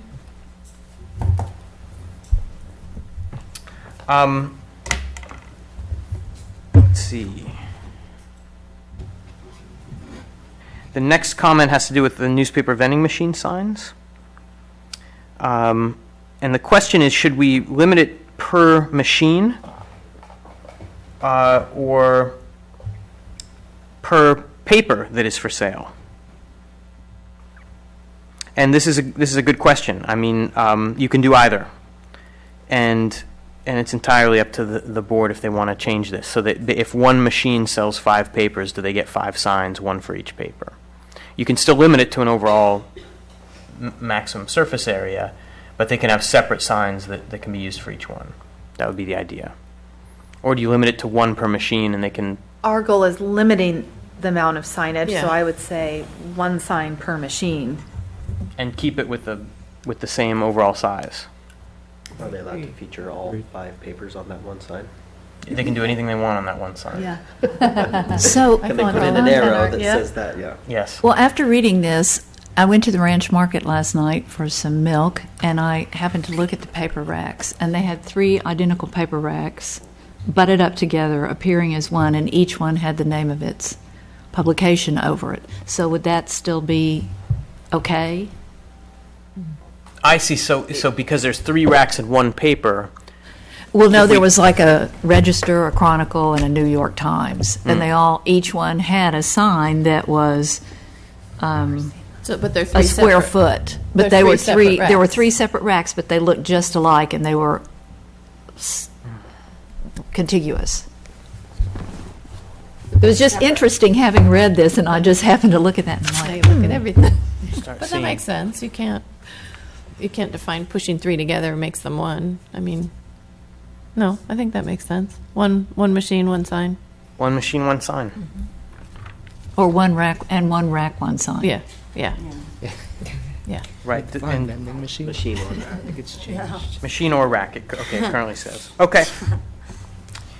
The next comment has to do with sale of property. This is paragraph 7 under B. So same section on the next page, though, top of page 9. And this has to do with the property for sale or for lease or for, I suppose, even rent. And I think that this is a good point, that the need for the sign is almost identical if it's a different kind of transaction other than a sale, right? So a lease or a rental, of course, it's the will of the board, but it makes sense that different kinds of transactions might have the same need. So we could expand this to include leases or rentals. Doesn't it already say that? It says sale, on a property for sale, and strictly speaking, Oh, but below it says 15 days after sale, rental, or lease. So, yes, but Okay. the first part of it Okay. incorrectly just refers Sure. to sale, and that's the limiting Yeah. sentence. yeah, okay, that makes sense.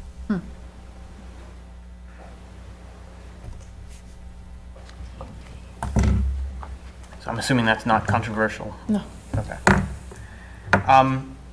And the same sort of a comment on the next paragraph 8. During the open house for a parcel of real property, the related comment here is that this might be an open house for the real property or for the structure or some sort of a portion of the real property. So the suggestion is to expand this definition a little bit to include not just the sale or lease of the property itself, but maybe a unit For or a rent. structure within it. Okay.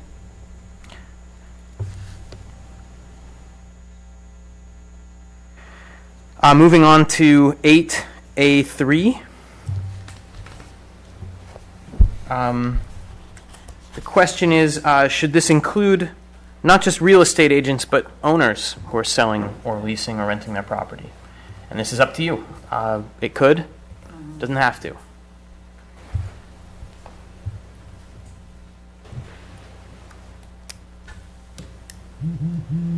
I think they should be allowed I the should. same. Yeah, you Yeah. see for sale by owner sign. Yeah.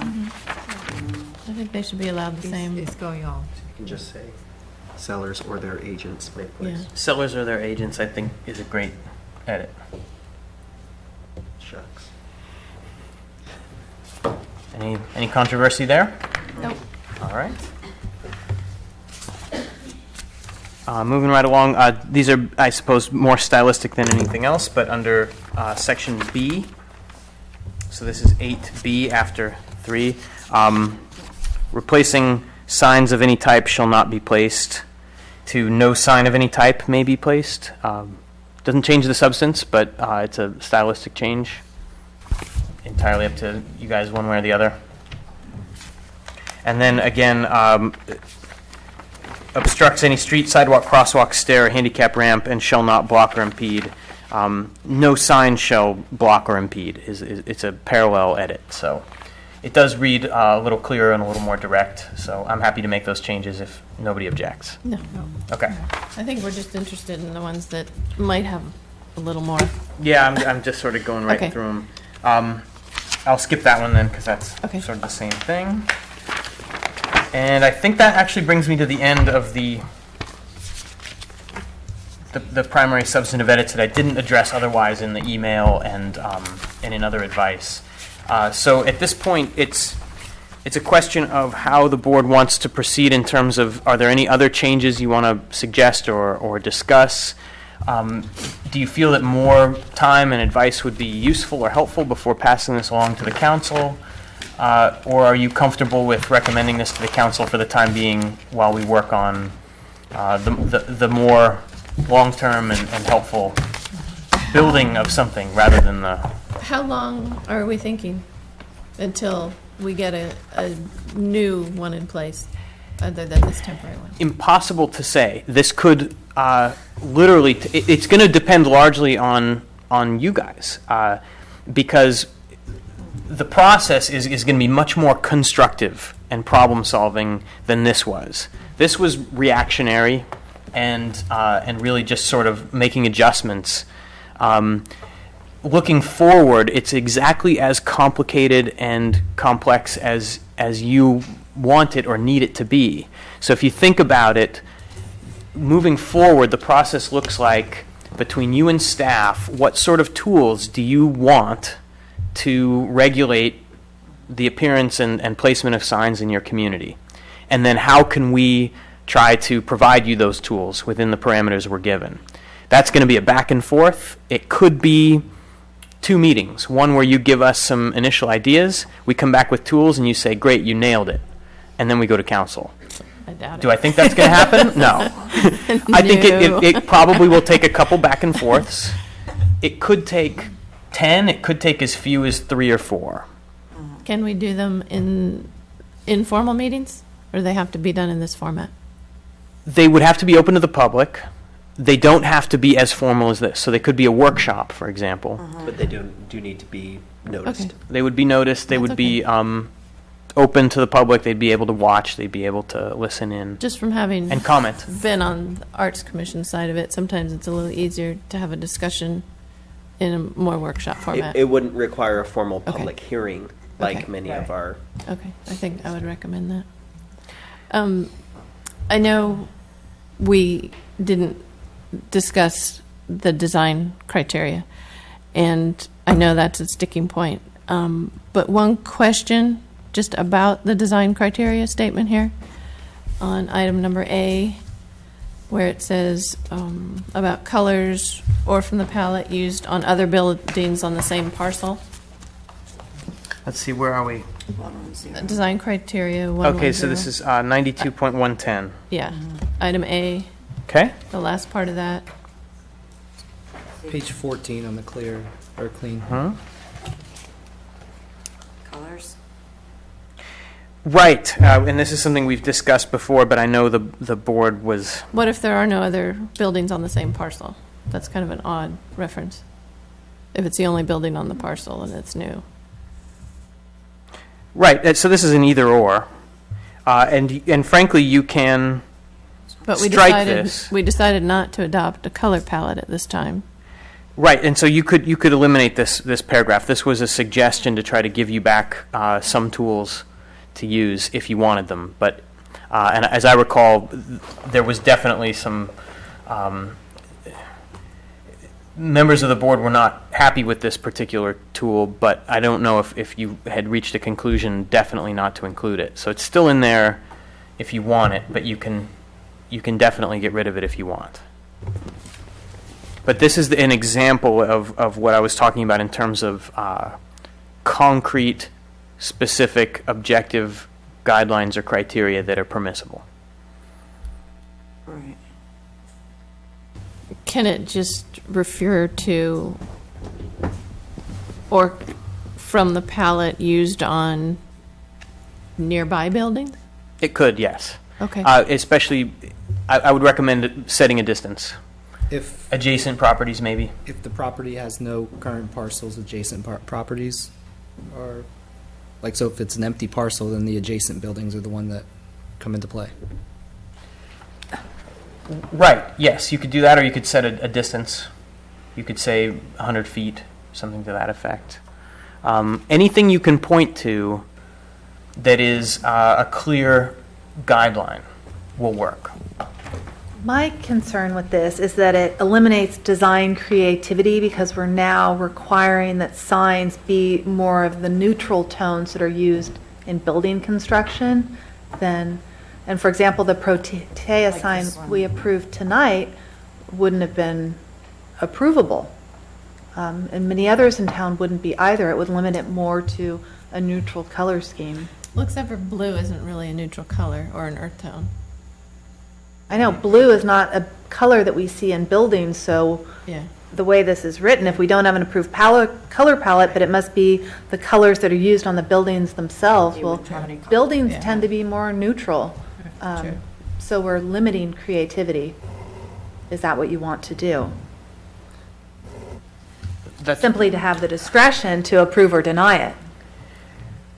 right. This poses exactly that problem. I mean, in order for A to work, you really do need to go down the palette route, and But we're not going to approve a palette. Isn't that kind of what we all decided? We weren't going to spell out certain colors for a sign? Maybe not now, but that is probably a point of discussion as we move forward with a comprehensive update. Because somehow you'll have to find a way of including these objective standards that we can turn to. So, I guess for the time being, would it be good to strike A until we come back and revisit and completely redo it, and then in that time, that's when we come up with the palette, or? I Or think if if we that's the strike direction you A, Because A is the only thing that would allow us to exercise any jurisdiction. If the issue, as I understand it, the issue here is how much discretion we have. Is that correct? It's not speech, it's not content, it's discretion, and whether or not it is, quote, unbridled discretion, I think I read in somewhere. So if A says, the proposed A says, from the palette used on other buildings on the same parcel.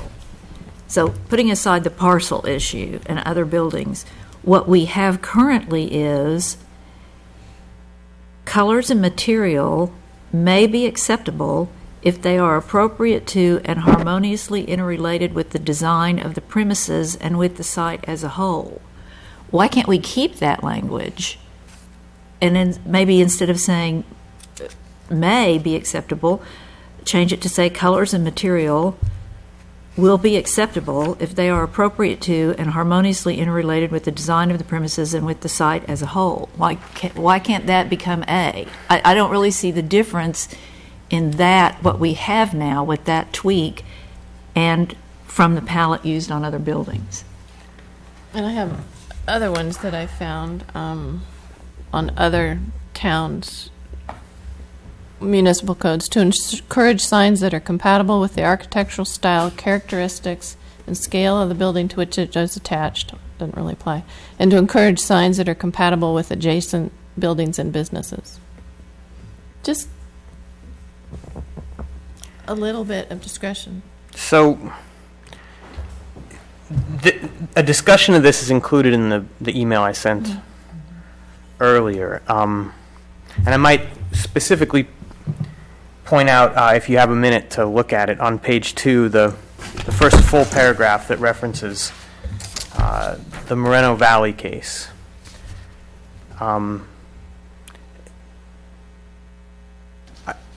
I think you need more specific language than your code currently has. But that's still up to the town council's discretion as to how far they want to go with your recommendation of limits, correct? That's right. Okay.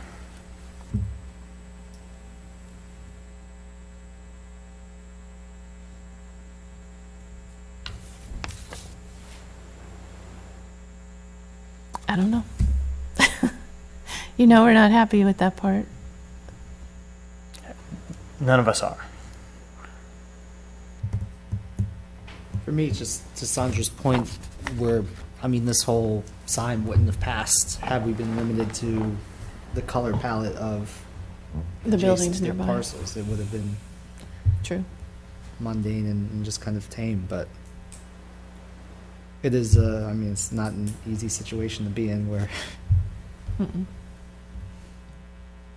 Well, I mean, you look at Protea, you look at Heston, to call out a couple that are sort of out of the ordinary, but they are still appropriate to and harmonious with the design of the premises and the site as a whole. And they are selected from the palette used on the premises and the site as a whole. True.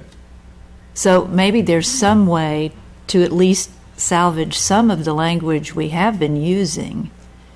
Do you see where I'm going? I mean, to say, if we say either the ZDRB adopts a color palette or it's approved if it is from the palette that is appropriate to and harmoniously interrelated with the design of the proposed premises and with the site as a whole. Maybe that's how we get around parcel or 100 feet and then we're able to look at each project on its own merit with only very limited discretion. My concern is with those words harmoniously related. I don't know what those mean. And if I'm coming to you with an application, I have no idea. I think any designer would know what that means. I think 3 designers would have 3 different Well, they would have their own interpretations. different opinions, but I think they would understand those vague parameters. Well, so that's exactly what I'm getting Yeah. at, is that in order to pass the test, it has to be objective, definite, and concrete. And so if you have 3 designers with 3 interpretations of what it means, we're in trouble. Yeah, but there isn't just one solution that they all have to hit. I mean, they're all going to have a different answer to the same harmonious They all have. question. They all would have to agree that it passes your standards. And if 3 different people would have 3 different opinions of whether it would pass or meet your standards, it's not concrete, definite, or objective. Okay, so could we say colors and material are acceptable if they arise from the palette used in the design of the premises and the site as a whole? Yes, so this refers to the other buildings on the site, the other structures, maybe even the other Or sites. if it's a standalone, if it's a new project, and let's say Protea came before us under the proposed language, and they would say, here is our proposed structure, and we want to have a yellow and blue awning. So, What if you hadn't We- liked the yellow and blue? Well, so this is a way that this would work, is Protea would come to you and say, we want to paint our door dark gray and cornflower blue. And you have your standard application of your design elements to that discussion. Then they come with their sign permit application, and it contains those same 2 colors in the sign. You can limit it to the colors used in the rest of the building. So you could say your sign must include colors that are already on your building. They can use that blue or that gray and that blue in their sign if they want. Unfortunately, they can't use anything else. So you'd be essentially requiring them to paint something on their building with the colors they want to use in their sign. But that is exactly what A was getting at. That creates the harmonious. But it would eliminate accent colors. right. Could we say complementary to, because that, I think, is a term of... If we that can is an define art complementary- term of art, isn't it? It is, in fact, yeah. So if you define it, and I've seen this before, you have your color wheel, and these are complementary colors. You could conceivably do that. But now we're essentially doing the palette. So we've sort of come back to a more complex version of my stab at A, which is an approved palette or some definition. As long as you can point to something concrete and everybody knows that's what this means, and it means exactly this. So you're using the term palette that if it's Sherwin-Williams Repose Gray, no one can use Sherwin-Williams Antique Tin. Is that how you are using the term palette in Yes. this proposed ordinance? You could say, so you could have a color palette that, and then define the palette to include substantially similar commercial alternatives. So you could take your Sherwin-Williams palette, circle all the colors you approve, and then if somebody comes with, I don't know what another brand of paints even is. Bear. But thank you. And they use that color match or whatever, and they say, you know, antique tin is exactly the same as, you know, dusty copper, or I don't know. Then yes, you could say that's fine. You can use that color. It's essentially the same as the Sherwin-Williams one that we've already approved. That's what I mean by palette, though. It's literally a thing that you can, that the planning staff, People and say, here's our palette for the town. they can open it up and say, we're using that color right there. Yeah, it does feel a little bizarre, but this is this is the solution that well, this is what we use in Auburn, for example. It's Sure, mine exactly sounds like this. There's your color scheme. Pick one. That's right. Yeah. I've seen that before. And sometimes people have come to the design review board with a mural, and all the colors had to change just ever so slightly, and that was the extent of the approval process. Was that red just needs to turn to this slightly darker shade of red, because that's what's on the approved ballot. Right. Well, I think if we go with it, which we at least need to figure something out about on the same parcel, because some of these are going to be brand new.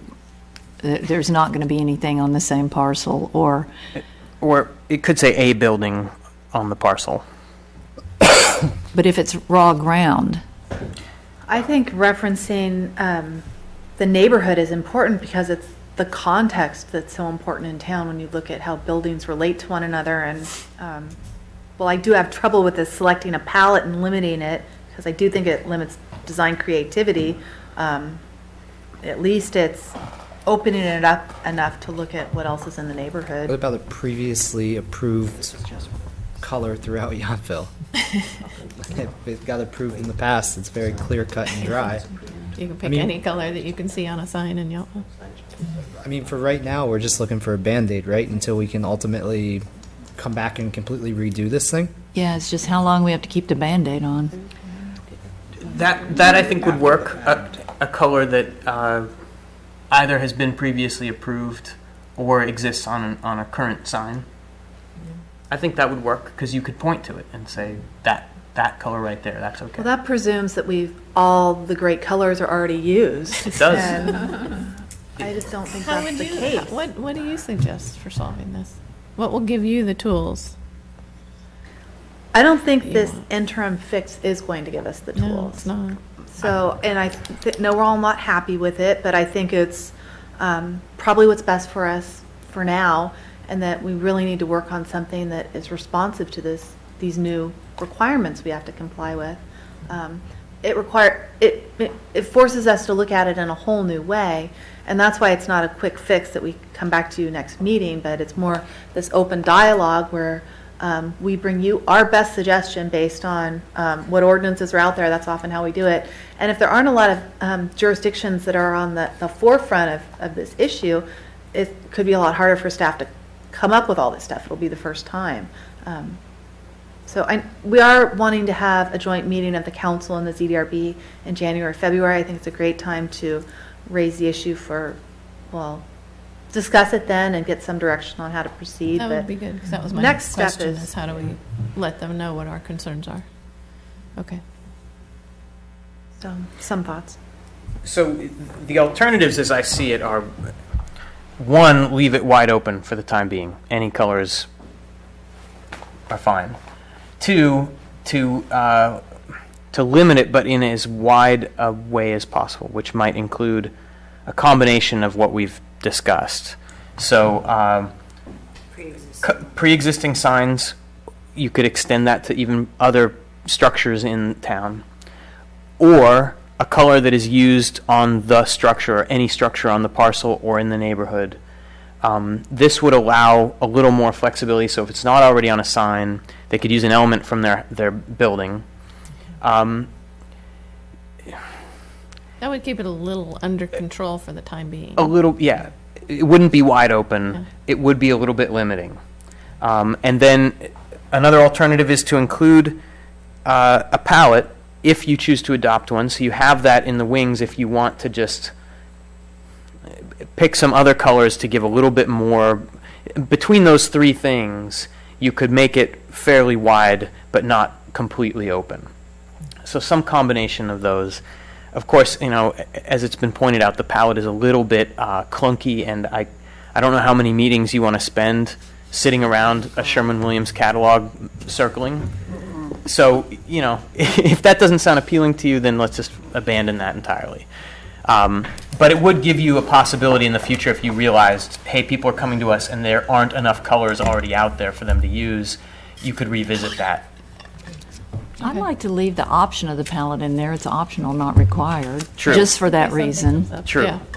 And you wouldn't have to go through the process of an amendment to Right. get the option back. And of course, we can revisit it again when we problem solve this in a more constructive way. Okay. Are we all okay with that sort of provision? So I'll Okay. insert language that identifies those three possibilities. There will be a palette, there will be a structure on the parcel, or the parcel and any adjacent parcel. Any thoughts on this? Or any parcel in town?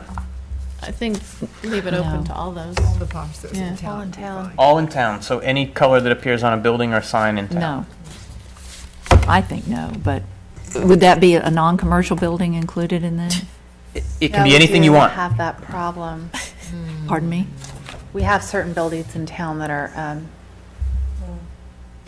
difficult color selections. It seems That like every opens it. building in town might be too broad. Commercial. Can we limit it to commercial? You can limit this however you want as long as it's clear and definite. Maybe should be commercial. Well, why not go to any building within 100 feet? It's a No? little limiting. Yeah, I'd rather find a way to open it up to commercial. Commercial Or building. So on colors that appear on any commercial Washington Street? structure or commercial sign in town. Now, is that going to, like if somebody has a window painted orange as an accent? That orange would be up for grabs. Okay. And And we would have to approve it if it were an orange sign with a blue flower on it.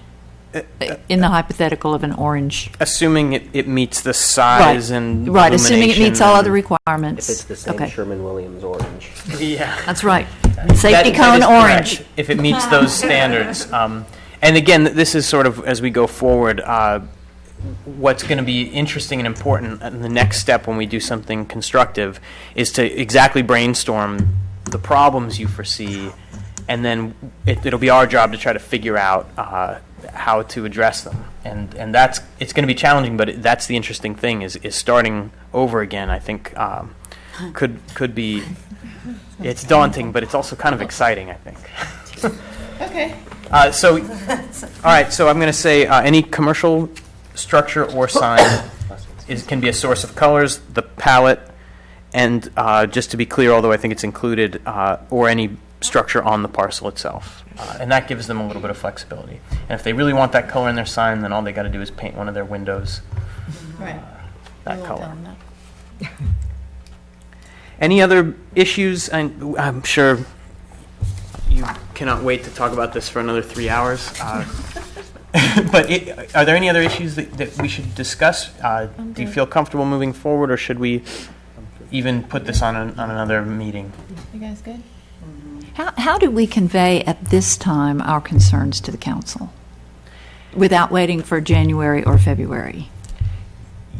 You can do so in the resolution itself, in a minute order. You could, I think you could draft some sort of a communication if you all wanted to vote on it and send it forward. You can also informally, of course, as individuals, communicate with your council members. You can communicate with me. Any of those can be as public or as confidential as you feel appropriate. But I think it's not unheard of to send along a proposed ordinance with some rider language, with some caveats, with some we don't particularly like this but feel constrained language. I think that's perfectly appropriate to do. I've seen it done a number of times. Any of those methods would be just fine. Okay, so we can personally send that to the town council members, Of course, yeah. or as a group. I don't know if we want to come up, spend the time now coming up with Right, that, but it's yeah. Go after see eight, Jeff so- at Lucy. There you go. Yeah. So it's office hours. Have a drink. Okay. You guys good with that? Thanks for asking that question, Carrie. Sure. Okay. Any staff for board reports? No? Okay. Then I move that we adjourn the meeting. I second. All in favor? Aye. Okay, meeting is adjourned.